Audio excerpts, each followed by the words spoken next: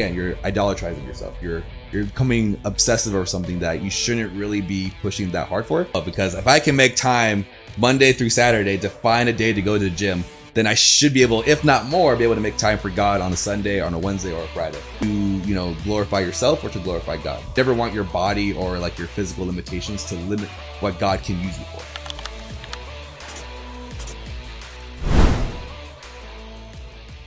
Welcome to Set Apart, a series where we get to hear from Christians who have chosen to live a life set apart for the glory of God. Today, I'm here with Adrian Tapia, a bodybuilder who is here to tell us about how he's able to balance fitness and faith. So, Adrian, thank you so much for being here with us on the podcast today. Happy to be here. The first question that I have for you is just, could you tell us a little bit about your fitness journey and how you got into bodybuilding? Yeah, so I guess for a little bit of a correction, I'm not a bodybuilder officially. I like food, so I gotta make that clear for the audience. More of a strongman right now. So initially, when I started working out when I was much younger, everyone kind of starts off with like a bodybuilding type regimen.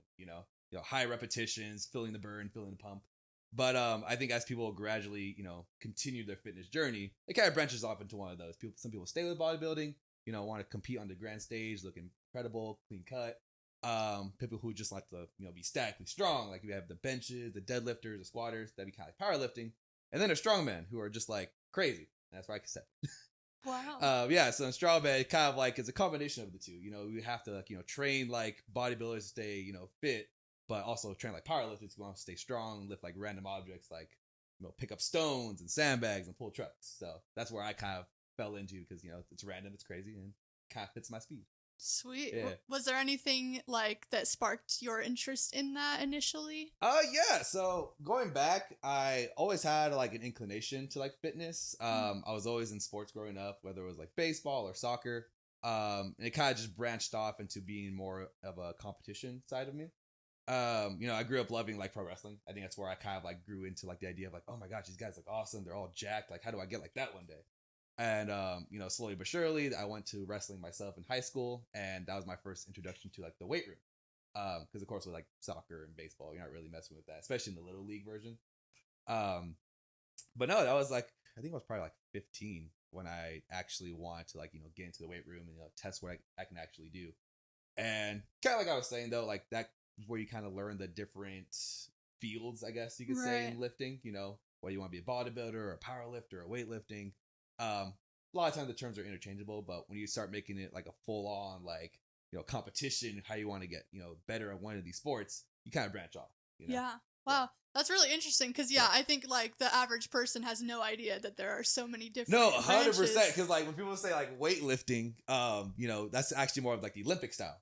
But but commonly used, people say like, oh yeah, I just pick up weights, so I'm a weightlifter. Right. Which I'm like, you're right, but not fully yet. Yeah. Wow. But like I said though, I think strongman is kind of like the combination of everything, which I like about it because it's not the typical barbell or plates. Yeah. Of course that is a factor in it. That is a another option in it. But I think with strongman, I think for me, I like it more just because it teaches you to be not only strong but like fit and be fast, and you gotta be explosive. And and powerlifting, which I kind of where I branched off into because after wrestling. I did about 4 years in total. Went to the army, so of course I got very familiar being like fit with just my body. A lot of calisthenics, a lot of running. But then after I got out of the army, or at least back into the States, I was like, okay, I want to still try to stay strong, and that's when you kind of tip my foot into powerlifting. So again, sounds very similar, but powerlifting is more of your traditional like squat, bench, and deadlift. So just 3 movements. You get 3 attempts to get the heaviest attempt number possible and competing against other guys. Really, really fun sport. But I think for me, I did it for a couple years and, I got stronger, but I wasn't really like fulfilled and like, okay, I want to do something a little more extra. I want to see like, what else I can do to be athletic. Because with powerlifting, you're just really focusing on just the static, just moving the weight from A to B, which is cool. But I think, coming from an athletic background, I kind of lost some of that. So to see that in, strongman, like, okay, cool. It takes me back to my wrestling days, getting the heart rate, accelerated and, competing against other people. It made me like really, really happy, really excited to like try this out because it's always something different, you know? Yeah. Like to anyone in the audience who like wants to look up into like strongman, like you'll see like random stuff. You'll see like people lifting like these stones, like they're just like giant like stone concrete balls. They have to load them to platforms. Wow. You get like sandbags. You have to throw over 15-foot bars. Like things you don't really do obviously on a daily basis, but it's just, you know, there's always a new challenge. Yeah. It's just something I really, really get excited thinking about, you know? Yeah. That's awesome. So why do you think it is important for Christians to maintain a certain level of fitness? Yeah. I think for me, especially as a Christian, I think that's the biggest factor on why I like to stay fit in the first place. Just because, you know, something that we especially kind of like taught and learned this past weekend at my local youth camp.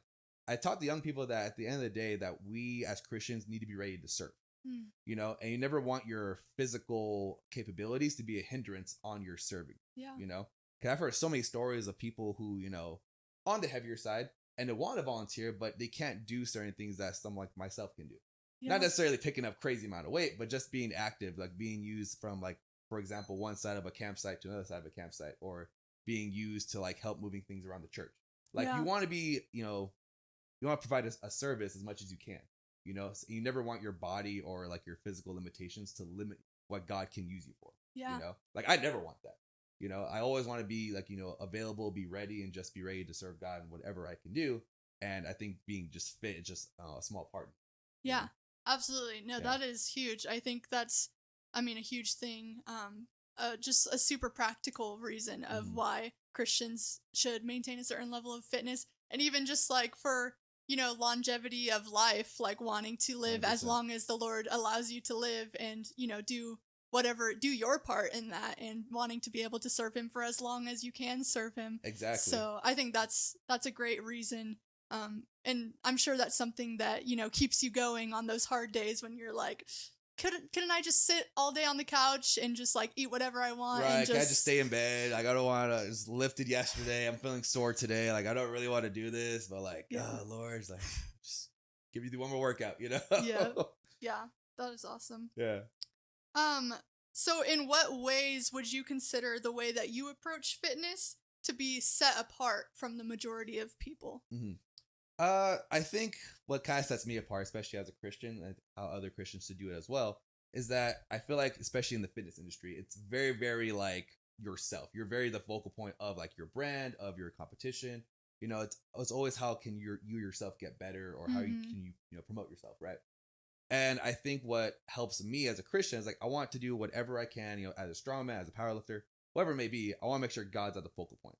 You know, for me as a strongman, like I love to compete. Like I've done multiple shows at this point. I've won first place at my most recent show, and it's a really, really great feeling. Like okay, like I put work into this, and I was able to like actually show it. But at the end of the day, like I want to be known not only as like, oh, Adrian Tapia who won this weight class at this show. I'm like, oh, that Christian guy won. Like I want God to be the focal point of like, oh, like this is guy, he's a strongman, but oh, he's Christian. Like he's a little different. Yeah. You know, and I want that to be a conversation starter to like other people. It's like, oh, like, you know, if someone who for some reason doesn't know about Christianity but know about strongman, I'm like, oh, like what's being Christian? What's that all about? You know?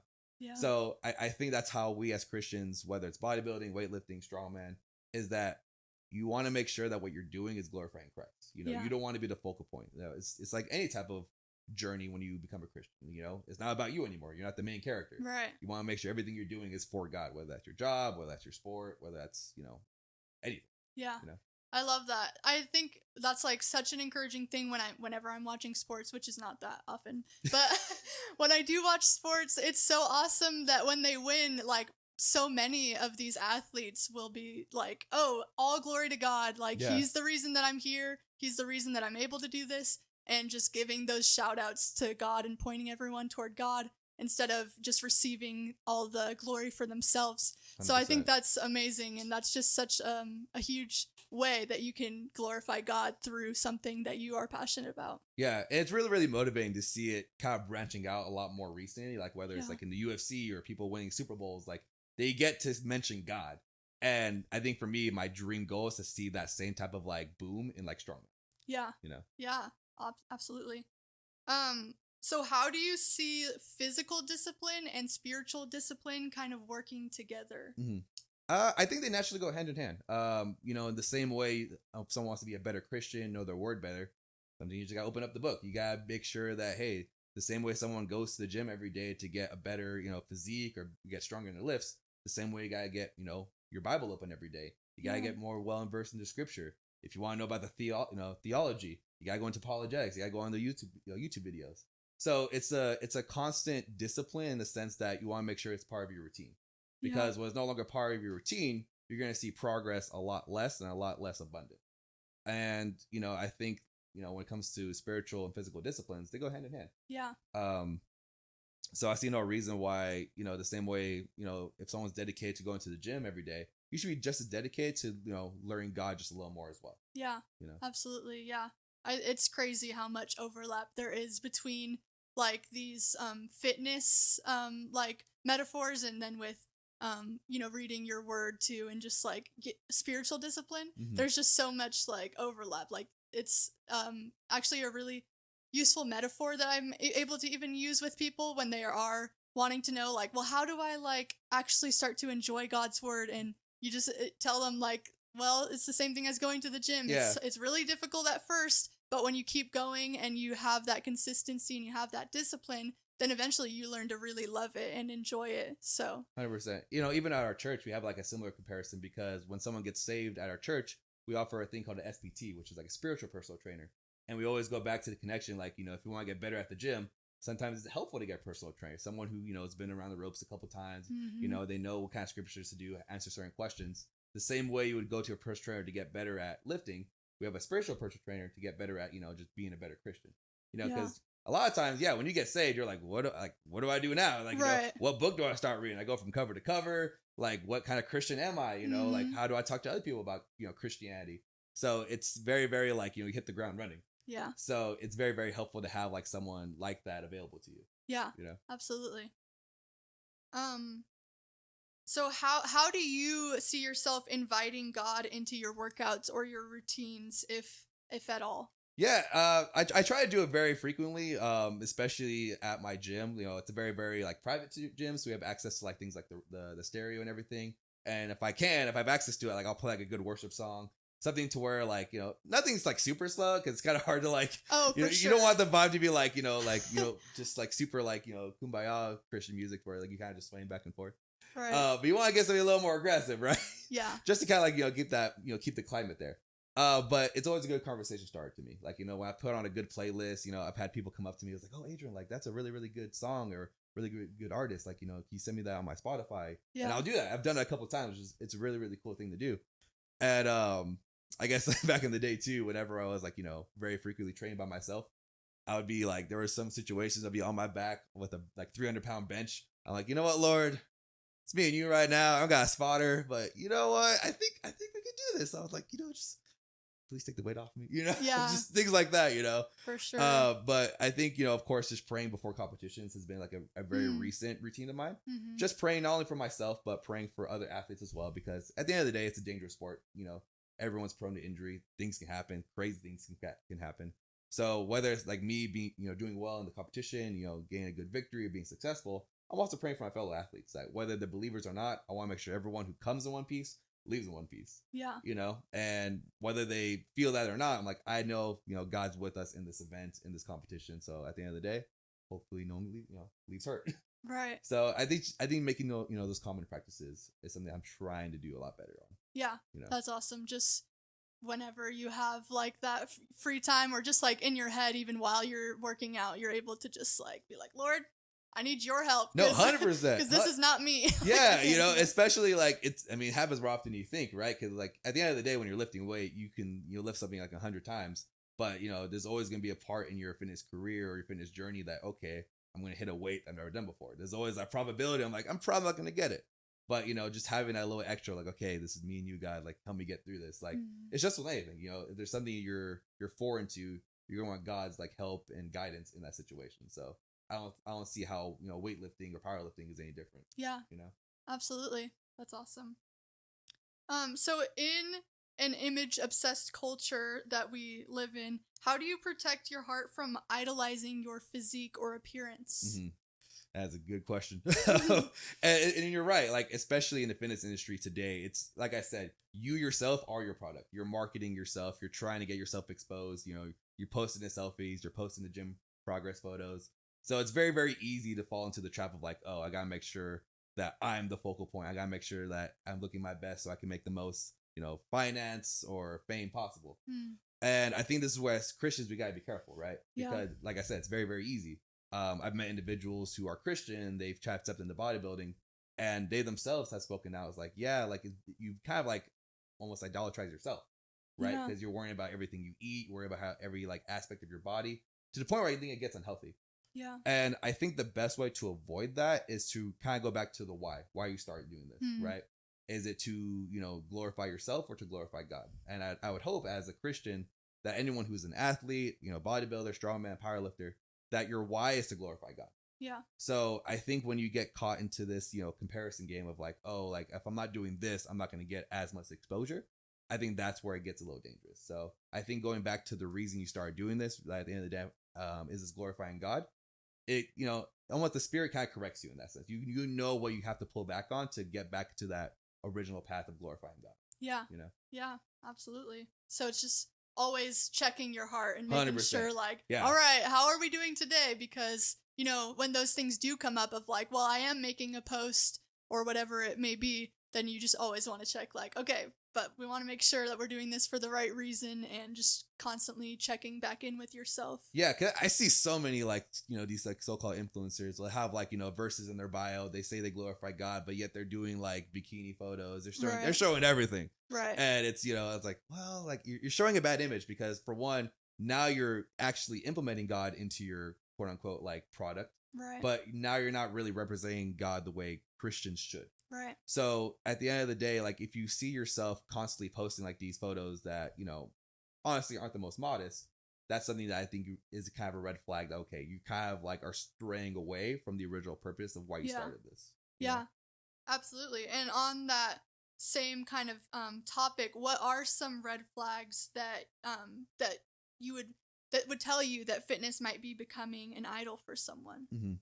This is something I feel like I fall into sometimes as well that I have to kind of check myself is if you're becoming obsessive over like every little post, every little comment to the point where like you're almost constantly just tracking your phone or tracking your likes, your comments to the point where like, okay, it's getting a little bit obsessive now.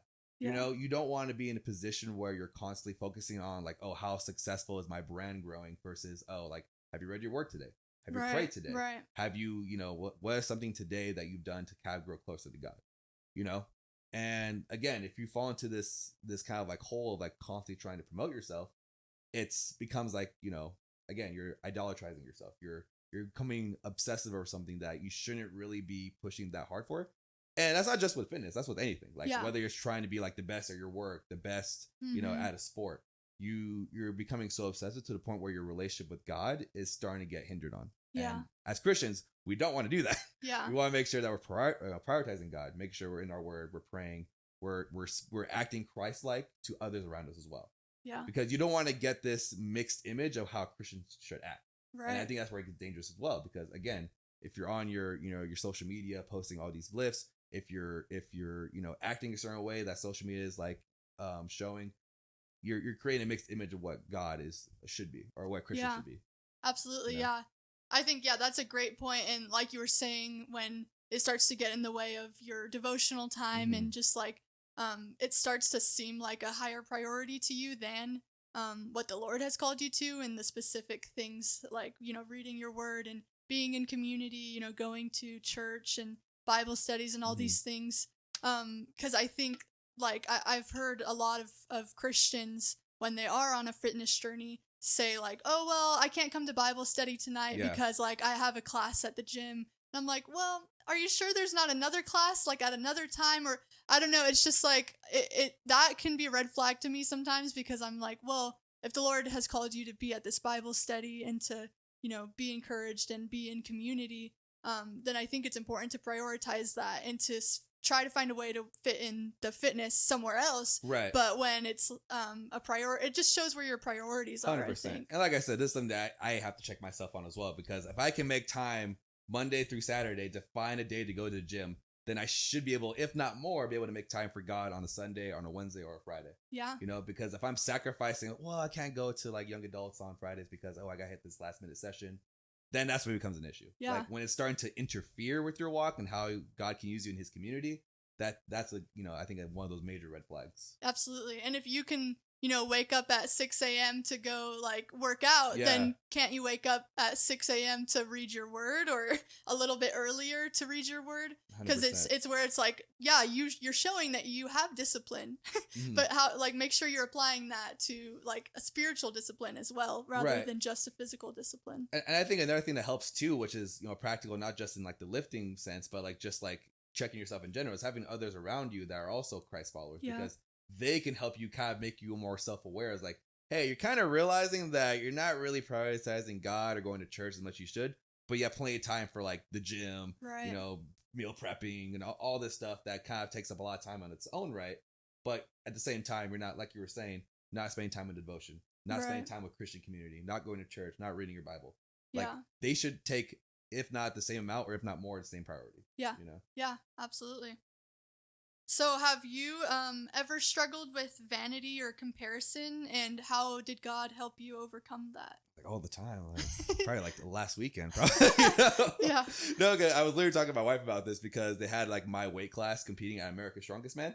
And I'm like, okay, so these are literally guys in my weight class. They're like the pinnacle of our sport in my weight class. So like, it's kind of almost like a natural thing. Okay, how do I stack up between these guys? The numbers are hidden, their speeds are hidden. And, it becomes very dangerous at a certain point, because you're really like, okay, like every little thing I do, like how much I lift, how much I'm eating, how much the way I look, how tall I am. I'm like, okay, I'm not matching these marks as much as I should. Right. Yeah. And you do get in this dangerous comparison game. I think it's probably in fitness more than anything, because you literally are looking at other people who look, that look amazing, that are lifting incredible weight. And to someone, for example, who hasn't started or hasn't lifted or hasn't gone to gym as long as these other people, it becomes very dangerous, because you realize there's a huge gap between what they look like, how much they lift compared to yourself. Yeah. And this is something that, of course, I think every person who goes to the gym deals with, whether it's someone who's just trying to, be a little healthier, or someone who's just trying to get into a sport. It's a natural thing to do. And I think the way God has helped me on that aspect is really comparing who you were like 2 years ago, 3 years ago, right? Like, are you better? Have you progressed since that last time you started? Right. And, even when it comes to strongman, like I would smoke Adrian from 2 years ago. Right. Yeah. And I think that's where people should more put their focus on. And, it's the same thing with our Christian walks, right? Like you have people who, been Christian for 10, 15 years, and you might be a baby Christian. And you're like, wow, I haven't done as much as that person. I haven't spoken in tongues. I haven't prayed like they have. I haven't done mission works like that. Like, who am I compared to them? But really, you should really compare yourself who you were before being saved. Are you a better Christian now than you were, a year ago, 2 years ago? Yeah. And I think just having that self-realization of your personal progress is much more important. And that can help you keep away from that comparison game and that vanity. Because it really is a deep rabbit hole. Like, it can be on anything, whether it's how you look, how much you lift, all those things. Yeah. So I think if you just refocus in on just how much you personally progress, I think it's a lot healthier and it's a lot more beneficial. Yeah, for sure. Because, like you said, with fitness, it is really tough to not, have those comparisons, because obviously you are working toward a goal. And so naturally you're like, well, let me see how they look. And like, I'm working toward that in a certain way. So it's like, yes, you're working toward that, but also being careful not to like get it too much in your head, or just be constantly comparing, because it will never stop. There will never be a point where you're like, oh, 100%. I'm good now, I'm the top. Well, then it's vanity. Yeah. But like, there's always going to be either vanity or comparison when you get into those mindsets. So it's important to constantly check yourself. Yeah, because the realization, like, especially with like lifting or the gym in general, like there's always gonna be someone better looking than you, better shape than you. There's always gonna be someone stronger than you. Doesn't matter how long you lift, there will always be somebody. Because hey, when you get older, when you think you're the top dog, hey, there's gonna be a young guy who has like freak genetics. And you're like, well, that's not fair. So it's always gonna be there. It's just how you manage it. Yeah. So you just had to have that. Now, I don't want to say confidence, but just kind of that maturity to realize like, hey, at the end of the day, I'm better than I was yesterday. Yeah. I think when you start there, it's just going to be a healthier progress down the line. Yeah, absolutely. So do you ever use your fitness platform as a way to share the gospel or encourage others spiritually? Yeah, I mean, I've had a good practice on this. I'm sure, like, you guys have seen me on, on Tuesdays doing my Q&As. And I kind of, when I first started it, it was always just kind of like, I think I have, like, you're in that position, like, I think I have some things to say. I think I have some wisdom to put out there. And, for me, it was kind of an easy way, just like, okay, I want this platform to be about God. What's the best way to do that? And for me, it was about, okay, maybe there's people who will follow me that might have questions about God, as a Christian. And I think for me personally, I'm very vocal. I'm very bold on like what I say. So I think having that platform and that way to, spread the gospel is something that, I think I'm kind of decent at. So that's when I first started doing that. And at first it was kind of like very, very like scarce. Like it was very, very rare to have like, a question or two. But I think more recently, you've had people, not really trying to like generally get information from you, but they're just trying to combat you.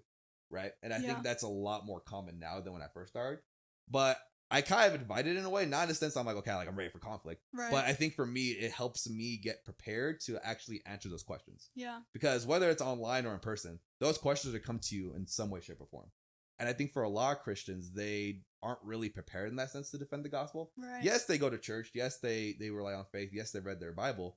But like, can you truly defend what you believe versus just relying on, like it's faith, like kind of like we talked about earlier. Yeah. And I think as Christians, it's everyone's responsibility to be in a state of ready to defend the gospel, right?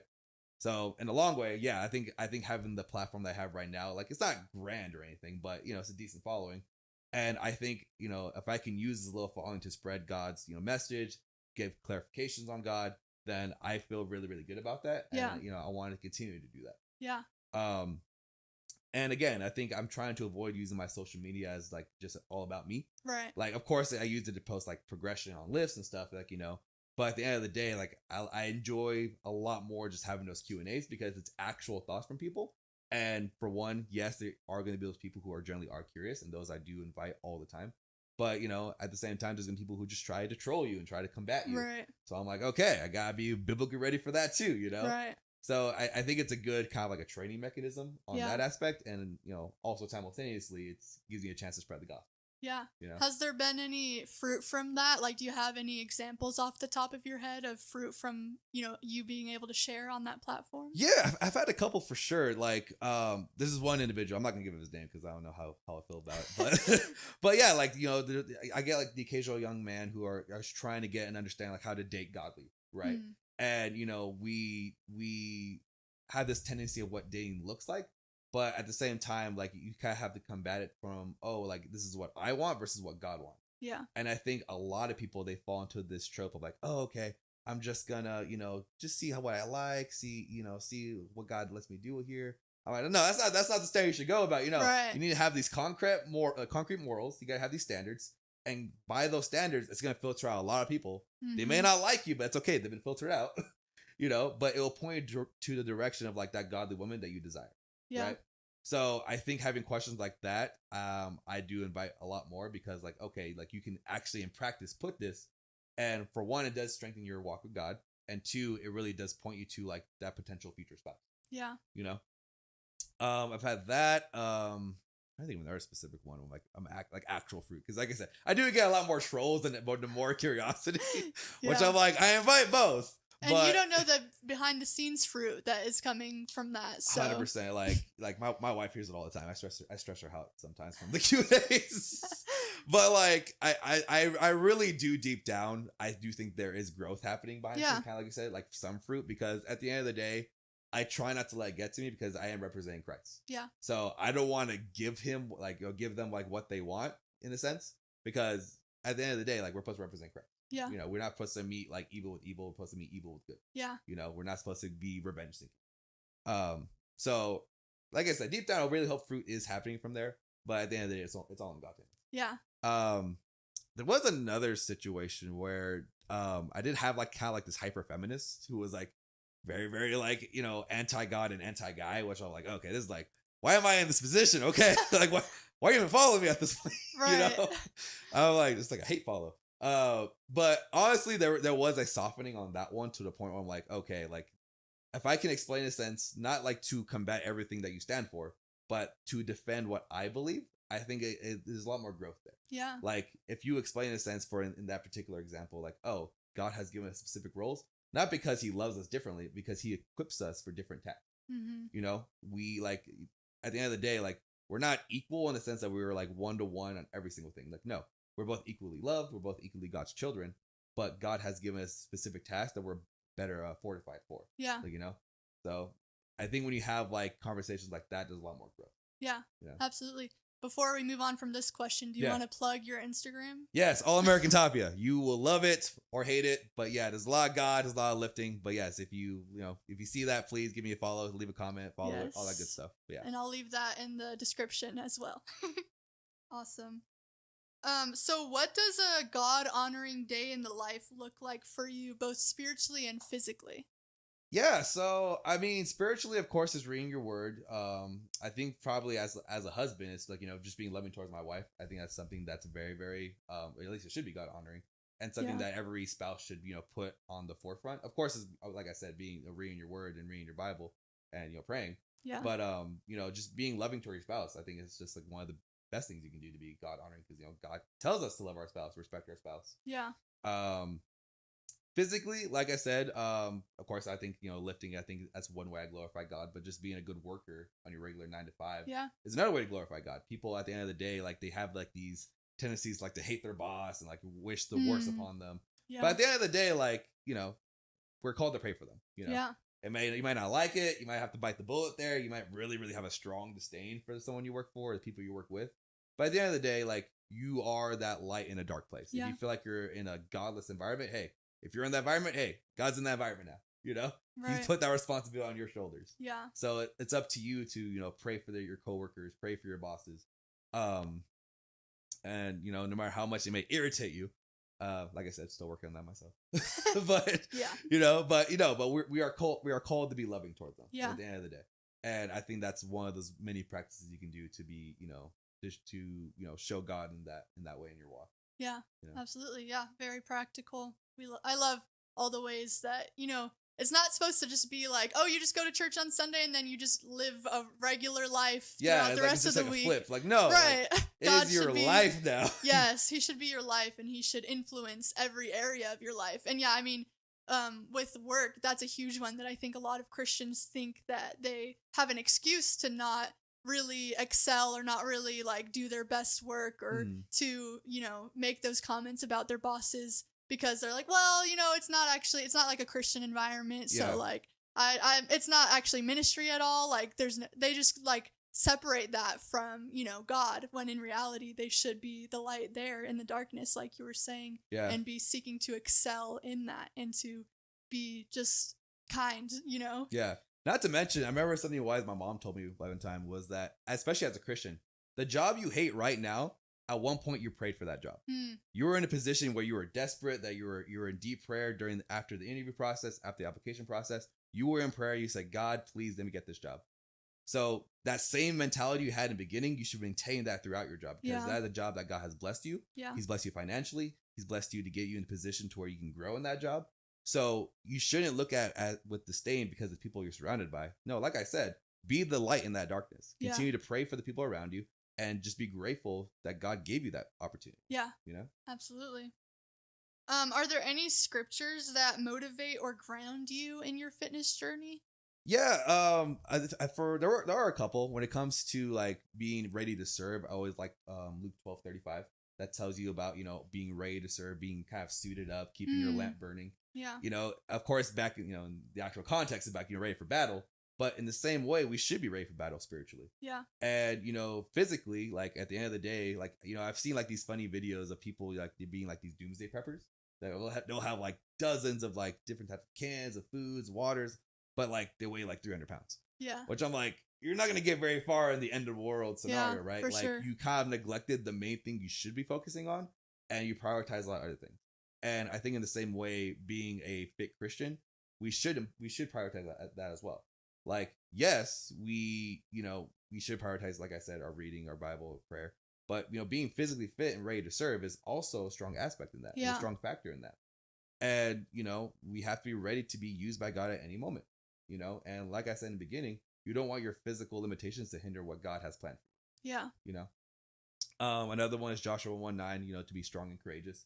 That's definitely a big one I've used in my strongman career, just because, like And sometimes it's scary to lift, big things. Yeah. Like this can go really south, really sideways, and who knows how many ways. Like, you can get broken ribs, you get torn triceps and biceps. Like there's so many things that can happen. But I think for me, it's like God has put me in this position for a reason.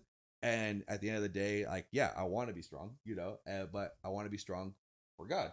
And, in that specific verse, like God is talking to Joshua. It's like he's taking up the mantle that Moses had left behind. Like, hey, you're in charge of the Israelites. I'm sure that was a pretty scary position to be in. Yeah. But, God kind of like told him, like, hey, I'm reminding you right now, you got to be strong. You're going to be out there. You got to be courageous. Yeah. Because I am with you. So I think I have that same mentality when I go into competitions. Like, at the end of the day, this might be scary. This might be nerve wracking, but God's with me. Yeah. And I felt that in like multiple situations in my strongman career.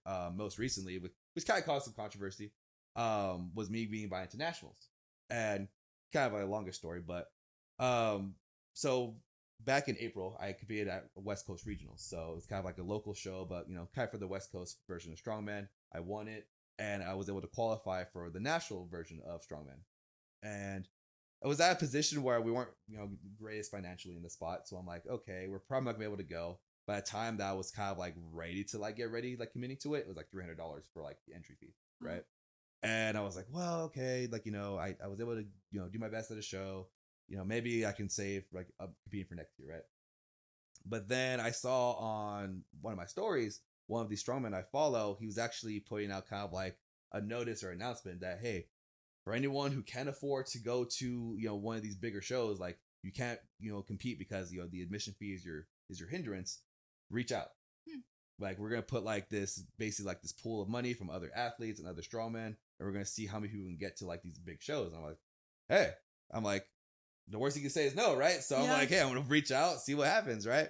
And literally the day after I replied to him, he basically told me like, Adrian, like within like 24 hours, we were able to pay off for 3 athletes, and that's including you. Wow. So I'm like, this is a huge blessing. I was like, thank God. I'm like, okay, maybe this is like, God really wants me to go to this big show. But the reason I got some controversy because he had asked me to like post basically a video showing like, hey, Adrian, if you can just, let people know that, hey, you weren't in a tight spot and, you're taking advantage of this opportunity. It might encourage other people to donate as well so we can get more athletes. Because at the end of the day, like that's what I want as a strongman. I want as many people to compete as possible. I don't want like their finances to like hinder them, right? Yeah. So I was like, okay, I can make a quick like 90-second video saying how it's helping me and how this is a great opportunity and I'm thankful. And he initially reposted that story, and I got like so much like crap for it because people were like, look at this guy taking handouts for like trying to get to the big show. Hey, if you can't do this show, if you can't afford it, you shouldn't be going to it. You should go out and get a second job because at the end of the day, you shouldn't be starting GoFundMe's for hobbies. I'm like, okay, dang, yeah, this tweaks some nerves, right? Yeah. And for me, like in the moment, it did put me in a position like, is this really worth it? Like maybe I should just send the money back. This is causing some unnecessary heat.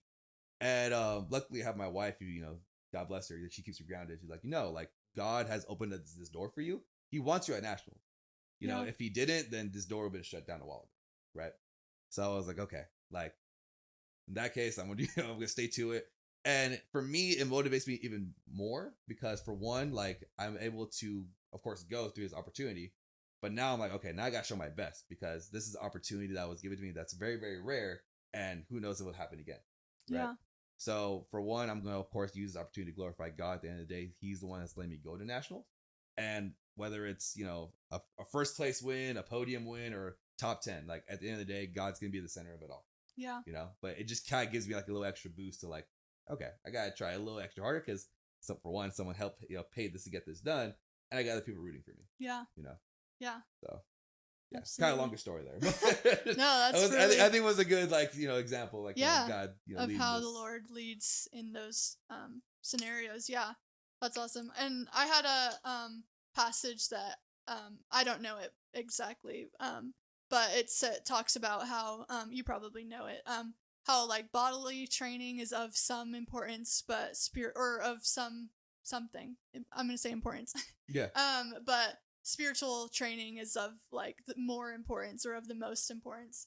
100%. So that's like a passage that I always think about, because it's like, yeah, it is true. Like it is important to have that like bodily training and have that physical fitness, but even more important than that is that spiritual fitness, you know, spiritually being well and being ready and training spiritually to, like you're even talking about spiritually training to be ready for all those questions and anything that may arise. So it's like just a good reminder that there's a tier list of priorities, and obviously spiritual fitness is more important. Not that physical fitness isn't, but it's it is kind of like a hierarchy. There's like kind of like a tier list, and it's crazy you say it because there's been so many instances that I've like witnessed when people are kind of like spiritually unaligned. Like they can be like the peak, like they're just like monsters when it comes to the sport of strongman. Yeah. But when they're spiritually off, you can just see their performance just dwindle, right? Yeah. Like there was this crazy scenario that happened in strongman of like a guy who's like basically the top of like, he represents our sport basically. He was like literally the world's strongest man at one point. And he had like personal issues that he was doing at home. Basically didn't do the greatest things at home. I won't get into it too much. But basically he did something wrong, and you can tell like when he was kind of met with backlash from it, you can tell his performance started to dwindle. And it's just because stuff at home wasn't lined up. He spiritually, mentally was not there. Physically, he was probably still one of the best strongmen in the world. Yeah. But because he had that spiritual unalignment, you can kind of make that observation that his performance really, really dwindled. Yeah. You know? So I think it's one of those things that we need to prioritize as, you know, as athletes, as, you know, people who go to work, people who, you know, compete. It's like you have to be spiritually aligned, because you can be the top tier of your sport, but if you're unaligned there, like everything else is going to fall apart. Yeah, you know? Absolutely. Yep. God first, everything else should be an follows outflow of that. Yep. 100%. Amen. So for the last question, what encouragement would you give to a Christian who has no motivation to be fit? And then on the other hand of that, what encouragement do you have for a Christian who might be idolizing fitness too much? So both sides of that. Yeah. So I would say the same type of discipline as a Christian that you would have for reading your word, for, you know, trying to stay sober-minded, for staying pure. The same type of dedication you would have for that, to maintain that temple in that aspect, you should have the same type of mentality for being fit. Because especially in the American church, I feel like today we ran into issues of people kind of like prioritizing certain sin to focus on, whether that's adultery, whether that's being sober-minded, whether that's being, you know, drug-free. We prioritize that, but we don't really focus on the gluttony portion, right? Yeah. And I feel like that's a very, very common thing that I hope that trend breaks in the future. Yeah. Because if not, I think it just leads to more and more, you know, not really focusing on that aspect. Like we need to focus on gluttony the same way we focus on drunkenness, the same way we deal with lust, the same way we deal with anger, because all of those aspects can hinder your spiritual walk, right? It can affect you, how God can use you. Yeah. So I think if you have an importance, if you put a priority on being, you know, sober-minded, staying pure, then you should have the same type of priority for being fit, because God has called you in the same way to be fit, the same way he's called you to be pure and sober-minded. Yeah. Right.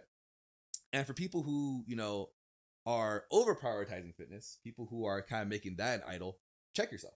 Yeah. Have others around you that, you know, of course, are spiritually minded, you know, also Christ followers, and kind of ask them for like, you know, their input and observation. Like, you know, is there some things I can work on? Am I missing too much church? Am I focusing too much on this fitness aspect? Yeah. Because, you know, if you get lost in the comparison, if you get too focused on branding yourself, then yes, your spiritual walk will take some damage as well. Yeah.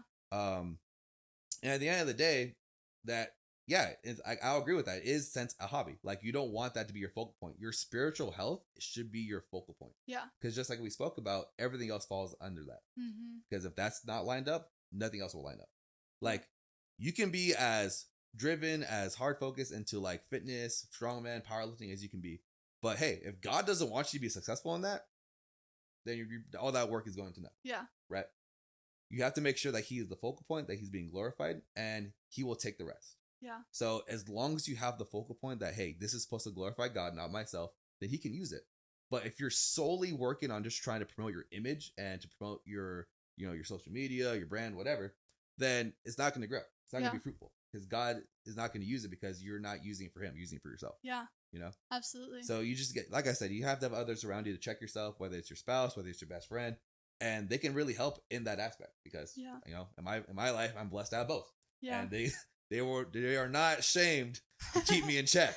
They will tell me to my face. Absolutely. You know, so I think it's healthy to have that in any aspect. Yeah, absolutely. I think, like you said, that community aspect is huge, because it applies to both sides of the coin, because they can hold you accountable to, be doing fitness and staying fit, but they can also hold you accountable, like, to check you and be like, hey, okay, you're idolizing that too much. You need to calm down. Yeah. So and that's another aspect. If you don't have like friends around you that can check you, then that's something you need to work on as well. You have to find more Christ-like friends who are willing to check you, because if you have people who are just going to be yes men, then that's a hindrance in its own right. Yeah.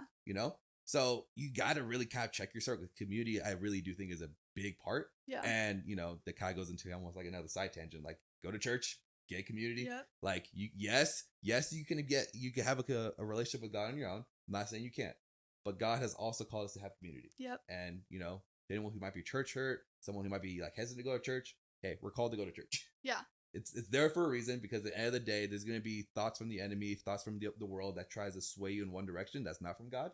And you have no one to bounce those ideas with. Yeah. That's what community is for, to keep us in check, to keep us aligned, and to keep us, on that pathway for a healthy spiritual walk. Absolutely. Amen. Couldn't have said it better myself. Try. All right. Well, thank you so much for coming on the podcast today. Pleasure. I'm very encouraged by this conversation. So thank you for coming.